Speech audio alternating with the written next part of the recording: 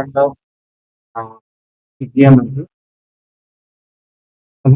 Just ഇന്ന് നമ്മൾ ചെയ്യുന്നതിന് നമ്മുടെ സെറ്റിങ്സ് സെറ്റിങ്സ് എന്നുള്ളത് പിന്നെ രണ്ട് വഴിക്ക് നമുക്ക് പെട്ടെന്ന് എടുക്കാം.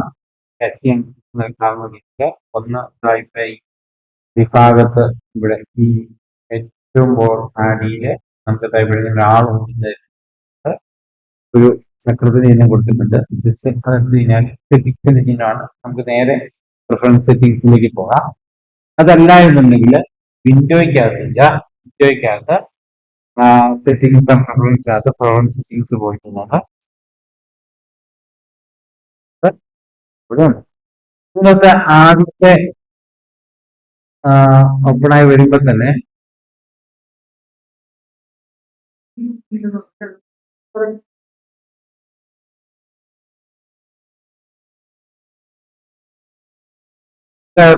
നോക്കുക, നമുക്ക് സാധനമുണ്ട്. ഇതിനകത്ത് വന്നു കഴിഞ്ഞാൽ നമുക്ക് ഇതിനകത്ത് ഓരോ വേണ്ടെന്നുണ്ടെങ്കിൽ നമുക്ക് അതിനെ ഹൈഡ് ചെയ്ത് വെക്കാം, വിസിബിൾ ചെയ്യാം. ഈ പോയാൽ പോലും നമുക്ക് പോയി തിരിച്ചെടുക്കുന്ന ഓപ്ഷനാണ്.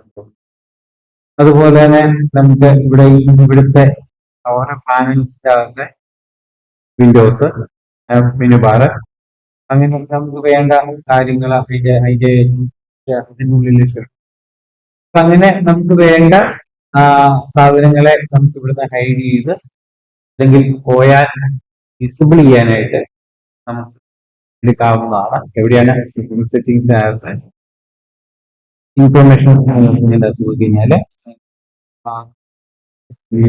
ഇൻഫർമേഷനിലെ ഇൻഫർമേഷൻ ഓക്കെ അല്ലേ? നമുക്ക് യു എലമെന്റ്സിനകത്ത് വന്നു കഴിഞ്ഞാല് നമുക്ക് സ്റ്റാറ്റസ് ലൈന്, ഷെൽഫ്, ടൈം സൈഡുകൾ അങ്ങനെ നമുക്ക് നമ്മളുടെ ഈ പ്ലാനിനകത്ത് കണ്ടുകൊണ്ടിരിക്കുന്ന സാധനങ്ങൾ നമുക്ക് വേണ്ട എന്നുണ്ടെങ്കിൽ ഹൈഡ് ചെയ്ത് നമുക്ക് ഉപയോഗിക്കാനുള്ള ഓപ്ഷൻസ് ആണ് ഇവിടെ യു എലമെന്റ്. ഓക്കെ, അപ്പം ഇതുപോലെ നമുക്ക് ഡിസ്പ്ലേയുടെ സെറ്റിംഗ്സ് ഉണ്ട്. പിന്നെ നമുക്ക് അറിയേണ്ട സെറ്റിംഗ്സ് മേജർ സെറ്റിംഗ്സിലേക്ക് വന്നു കഴിഞ്ഞാൽ ഇതിനകത്തേക്ക് വരുമ്പോഴത്തേന് ആനിമേഷന്റെ ഓരോ പാനലിനും വേണ്ടിയിട്ടുള്ള സെറ്റിംഗ്സ് ഇവിടെ കിടപ്പുണ്ട്. പ്രധാനപ്പെട്ട സെറ്റിംഗ് വേണ്ടണം. ഇപ്പൊ നിങ്ങൾ പ്രധാനപ്പെട്ടതായിട്ട് നിങ്ങൾ നോക്കേണ്ട 2-3 സെറ്റിംഗ്സ് ഞാൻ പറഞ്ഞതാണ്. ഇവിടെ അൺഡു എന്ന് പറഞ്ഞ സാധനമുണ്ട്.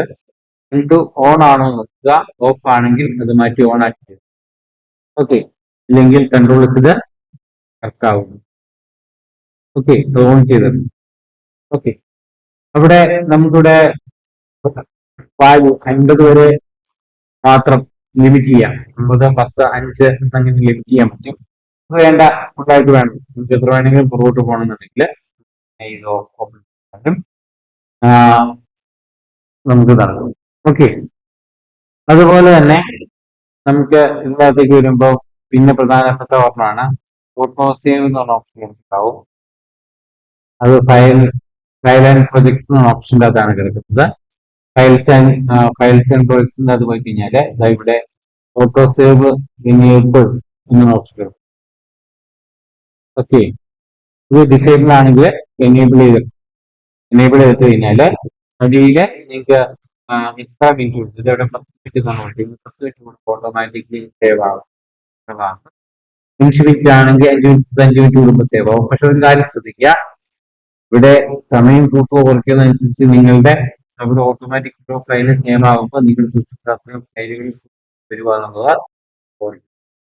ഓക്കെ, ഒന്നെങ്കിൽ വർക്ക് ചെയ്ത് കഴിയുമ്പോൾ ഡിലീറ്റ് ചെയ്ത് കളയുക, അല്ല എന്നുണ്ടെങ്കിൽ നിങ്ങൾ ഒരു 10 മിനിറ്റ് ആ രീതിയിലേക്ക് ചെയ്യുക. ഓക്കെ, എന്തായാലും ഈ ഓട്ടോ സേവ് കിട്ടുന്ന എവിടെയാണ് ഞാൻ കഴിഞ്ഞ ദിവസം പറഞ്ഞായിരുന്നു. പ്രോജക്റ്റ് സെറ്റ് ചെയ്യുന്ന സമയത്ത് പ്രോജക്റ്റ് സെറ്റ് ചെയ്താൽ മാത്രമേ കിട്ടുള്ളൂ. പ്രോജക്റ്റ് സെറ്റ് ചെയ്തതിനകത്ത് ഓട്ടോ സേവ് എന്ന ഫോൾഡറിനകത്തായിരിക്കും പോയി സേവ് ആകും. ഓക്കെ, നമുക്ക് അടുത്ത ക്ലാസ്സിലൊക്കെ ഉണ്ടായിരുന്നു അവിടെ കിടപ്പുണ്ട്. ഓക്കെ, അതുപോലെ നമുക്ക് വേണ്ട പോളിഗൺസിന്റെ അകത്തെ കാര്യങ്ങൾ വേണ്ട ഒരു ടൂൾ, ഈ മേലുള്ള ഏതൊക്കെ ടൂളുണ്ട് ആ ടൂളിന്റെ ഒക്കെ നമുക്ക് സെറ്റിംഗ്സ്, ഓരോന്നിന്റെ ടൂളിന്റെ സെറ്റിംഗ്സുകൾ നമുക്ക് എടുക്കാനുള്ള ഓപ്ഷൻസ് ആണ്. നമ്മൾ പ്രധാനപ്പെട്ട കാര്യങ്ങൾ നീക്കണം. ഒന്ന് നമുക്ക് ഈ പ്രിഫറൻസിനകത്ത് നമ്മൾ നോക്കുന്നുണ്ട്. അതുകൂടാതെ എലിമെന്റ്സിനകത്ത് കഴിഞ്ഞാൽ അത് ഓൺ ചെയ്യാൻ ഓഫ് ചെയ്യാനുള്ള ഓപ്ഷൻസ് ഉണ്ട്. അതുപോലെ തന്നെ ഡിസ്പ്ലേക്കകത്ത് വന്നു കഴിഞ്ഞാൽ ഡിസ്പ്ലേ ആയിട്ട് ബന്ധപ്പെട്ട നമുക്ക് റെസൊല്യൂഷൻ കാര്യങ്ങൾ അങ്ങനെയുള്ള കാര്യങ്ങളൊക്കെ ഇവിടെയുണ്ട്. അതിലേക്ക് വന്നു കഴിഞ്ഞാൽ അൺഡു എന്നുള്ള നമുക്ക് സ്പീഡും കണ്ടു. ആ കണ്ടു നമുക്ക് ഓഫ് ചെയ്യാൻ മൂവ് ചെയ്യാനുള്ള ഓപ്ഷൻ. അതുപോലെ തന്നെ സെറ്റിംഗ്സ് ഫയൽസ് ആൻഡ് പ്രൊജക്ട്സിനകത്ത് കഴിഞ്ഞാൽ സേവ് എനേബിൾ ചെയ്ത് തന്നെ ഓഫ് ചെയ്യാനുള്ള ഓപ്ഷൻസ്. ഓക്കെ അല്ലേ? ഓക്കെ ആണോ? അപ്പം ഈ പ്രൊഫൈൽ സെറ്റിംഗ്സ് പ്രധാനപ്പെട്ട ഒരു ക്ലാസ് ആണ്. അതുകൊണ്ട്